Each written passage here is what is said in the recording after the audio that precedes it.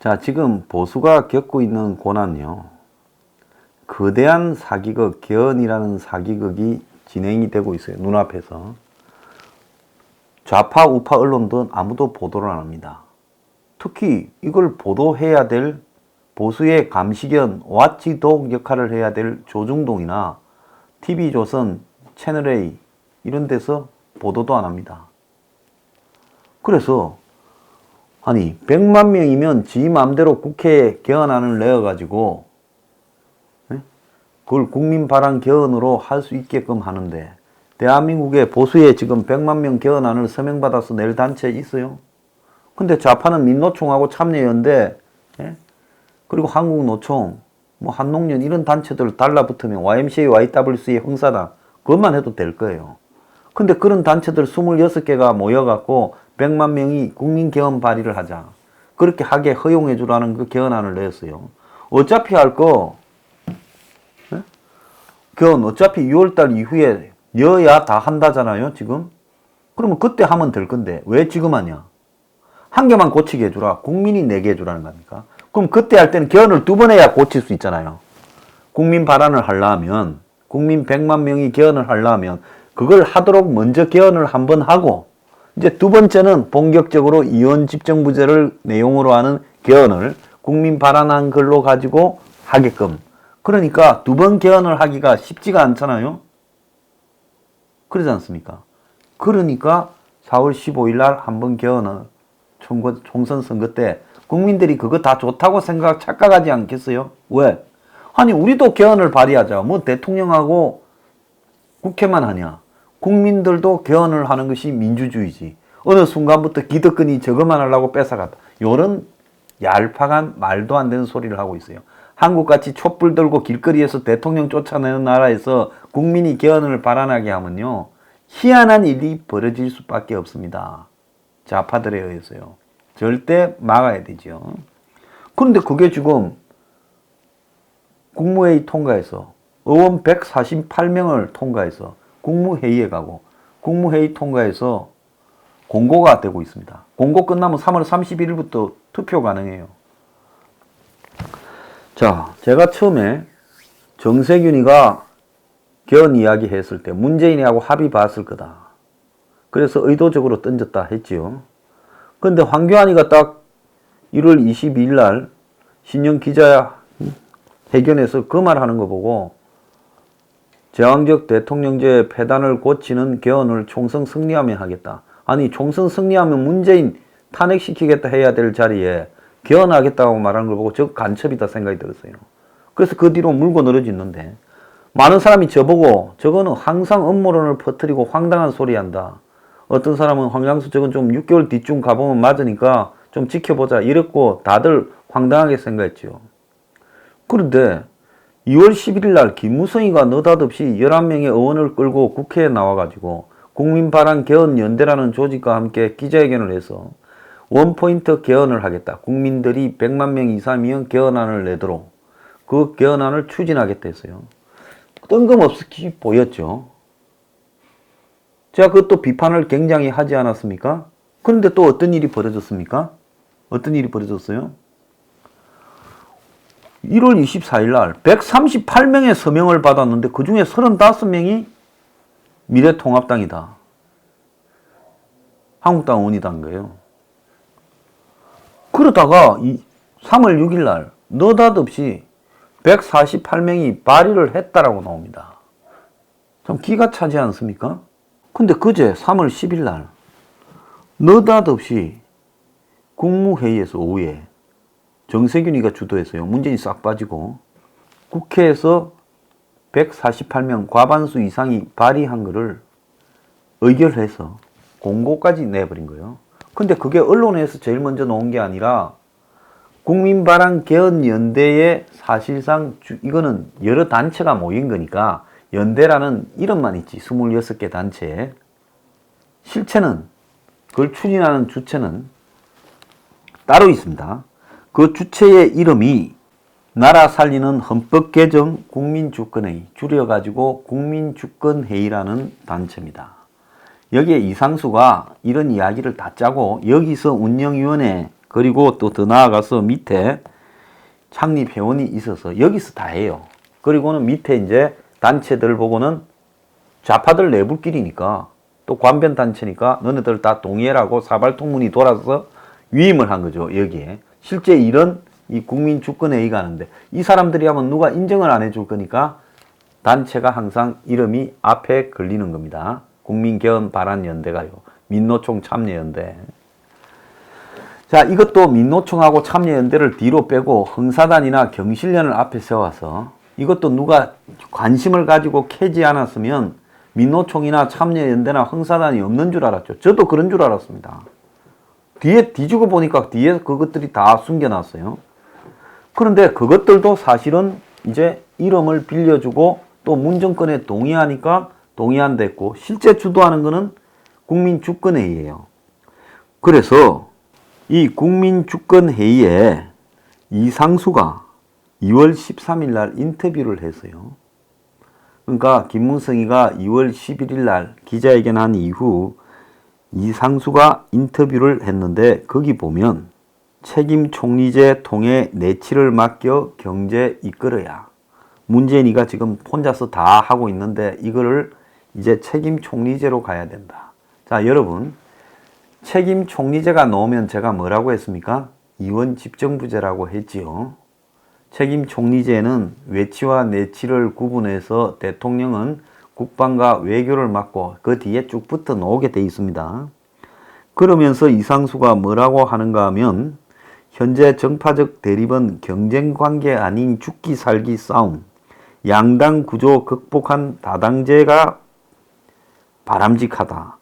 이렇게 말을 하며 국민주권회의라는 개헌운동 모임이 있는데 삼성 국회의원 노동부 장관을 한 이상수가 대표로 모임을 주도하고 국민주권회의의 목표는 정치권에서 동력을 잃은 개헌을 국민이 뜻을 모아 해내자. 그러면서 이 단체가 개헌에 대한 국민적 여망은 생각보다 강한데 원래 개헌 발의권은 국민이 갖고 있다가 유신헌법에서 삭제됐다. 국민주권회의는 헌법에 국민이 개헌 권한을 갖도록 하는 원포인트 개헌을 먼저 하고 그 바탕에서 2차로 본개헌을 하자는 거다. 일부에서 이야기하는 직접민주주의가 아니다. 그래서 국민개헌 발의 또는 발안에 있어서 그것이 가능해지도록 이 단체가 역할을 하고 본개헌은 국회에서 논의하자는 거죠. 그러니까 개헌안은 이 국민개헌바란연대 같은 데서 내도록 자기들이 이제 주도해 가고 그런 데서 내면 그걸 가지고 국회에서 의논을 하게 한다. 그래서 그를 넣으면 국민바란을 권을 헌법에 먼저 넣어야 되니 나중에 개헌을 두 번이나 달아서 할 수 없으니 지난 2월 11일 국민이 개헌을 발의할 수 있는 발안권을 갖도록 하고 거기서 나온 안을 국회에서 의결하도록 하자는 국민발안 개헌 추진위가 발족됐다. 김무성이가 그 기자회견을 한 거예요. 이 국민주권회의에는 국민발안 개헌연대, 시민사회단체 등 26개 단체가 참가하고 있다. 개헌의 골든타임은 21대 국회 임기 시작 후 1년 이내이며 20대 국회에서 본개헌을 하기 위한 맛배기 개헌을 하자. 그것이 국민개헌 발안권을 우선 한 개만 개헌하자. 이걸 원포인트 개헌안을 남은 이 회기 안에 그러니까 5월 30일 전에 통과시키자는 이야기예요. 그래서 남은 회기 내에 발의에 통과시키고 21대 국회에서 본격 개헌을 논의하면 시간은 충분하다. 그러면서 개헌의 방향이 뭐냐니 지금 국민적 합의가 대통령에 집중된 권한을 총리와 분점하는 것 아니냐. 그러니까 대통령과 총리가 나눈다. 이게 뭡니까? 이원 집정부제라는 걸 이걸 주도하는 이상수가 자기 입으로 인정을 한 겁니다. 내각제로 가기에는 우리나라 정당 정치가 성숙되지 못해 안 된다. 자, 이거 딱 보세요. 황교안이가 내각제 아니다라고 한 부분에 이상수도 내각제는 아니다라고 분명히 이야기를 하며 대통령제를 유지하되 외교 안보 통일은 외치는 대통령이 맞고 총리는 경제, 복지, 교육 등 내치를 맞는 구조다. 딱 말한 대로 떨어지지 않습니까? 그런데 이 이상수가 주도하는 국민주권회의라는 단체에 운영위원이 있어요. 주일에 회의를 통해 앞으로 저거들이 밀고 가는 개헌을 추진하자라는 게 운영위원 아니겠습니까? 자, 그런데 이 운영위원회 놀랄만한 사람들이 있다는 겁니다. 자, 앞에서부터 보면 김두라고 MB 때 청와대 홍보수석을 하고 중앙일보 수석 논설위원을 한 그 이명박계 사람입니다. 김두영. 그 다음에 이 문병호라고 안철수 밑에 있다가 지난번에 아깝게 몇 표 차로 재개표에서 떨어지고 그리고 이번에 미래통합당으로 와서 공천을 받은 문병호도 있습니다. 그 다음에 이 박영수, 어디서 이름 많이 들어봤지요. 박영수라는 사람은 특검이잖아요. 박근혜 탄핵 특검입니다. 그 다음에 이제 보수 인물만 이야기하는 거예요. 나머지는 전부 좌파의 인물들이 이름만 대면 알만한 좌파 인사들이에요. 박형준이가 있어요. 동아대 사회학과 교수인데 국회 사무총장. 자, 이렇게 하는 게 아니라 청와대 이명박 때 수석도 했고, 이 박영준이는 지금 혁신 통치를 했던 박영준이고 전직 국회의원이죠. 자, 한국당의 지금 새 보수당 기타 이현주 장기표 정당과 통합을 주도했던 박형준이가 국민주권회의 운영위원입니다. 자, 그리고 이각범, 이 청와대 정책기획수석을 했는데 국가정보와 전략위원장, 이 청와대 정책기획수석 등을 했지요. 자, 이 사람도 지금 여기 멤버로 들어와 있습니다. 그 다음에 이석연, 많이 들어봤지요. 한국당 공관위, 미래통합당 공관위 부위원장, 전 법제처장, MB 때 변호사죠. 자, 지금 통합당의 공관위 부위원장도 여기 멤버입니다. 이석연요. 자, 조혜진이라면 저 밀양에 국회의원 했던 새누리당 의원 출신 아닙니까? 조혜진도 여기 멤버예요. 그러니까 보수의 굵직굵직한 인물들을 봐도 조혜진, 그리고 이석연, 이각범, 그리고 박형준, 문병호, 김두우 이런 사람이에요. 그러면 야권에는 어떤 인물이 있냐? 좀 알려진 사람만 이야기를 해볼게요. 김창수라고, 이 사람이 구청장하고 대전에서 전직 국회의원 했죠. 저도 아는 사람입니다. 이 사람이 제일 먼저 개헌이 지금 국무회의를 개헌안이 통과해서 공고됐다는 말을 언론에 기자들보다 먼저 전한 사람이에요. 이 통하고 있다는 걸 의미하고 있는 거 아니겠어요? 자, 그 다음에 박승무, 다 알다시피 전직 국회의원이죠. 그리고 법륜, 그리고 시인 안도현이 다 알만한 사람입니다. 영담스님이라는 사람은 윤희산 평화재단 이사장이죠. 유인태, 자, 국회의원 3번 하고 정무수석을 했고 지금 국회 사무총장을 하지요. 그리고 이상수, 이 사람이 대표격입니다. 변호사고 노동부 장관 국회의원을 했지요. 자, 여러분, 이게 뭘 의미하겠습니까? 판이 짜여져 있다는 것을 의미하지 않겠어요? 자, 이번에 친박들이 다 날아가고 친이들이 지금 수도권에서부터 전국 곳곳에 득세를 하고 이런 공천이 이루어진 것도 결국은 이 모양이고, 지금 황교안이 결국 총선 승리 후에 제왕적 대통령제의 폐단을 고치는 개헌을 하겠다고 한 것도 요 단체 국민주권회의, 그리고 또 뭡니까? 국민바람 개헌연대라는 조직의 딱 구미에 맞게 이렇게 한 거예요. 자, 이 명단은 제가 좀 이따가 공개를 하고요. 이 국민주권회의와 국민바람 개헌연대에 관계에 있는 기사 내용도 지금 이 컨텐츠 뒤에 다 달겠습니다. 자, 그런데 문제는 뭔가 하면 보수 내부에서요, 전부 쏘가 넘어가고 있다는 겁니다. 이미 이런 세력이 통합당을 장악을 해서 황교안, 박영준, 김영호는요, 특히 이번에 여기에 이름은 안 넣었지만 개헌론자라는 것은 세상이 다 알고 문정권 초에 개헌 시도할 때도 김영호가 거기도 같이 가서 놀았어요.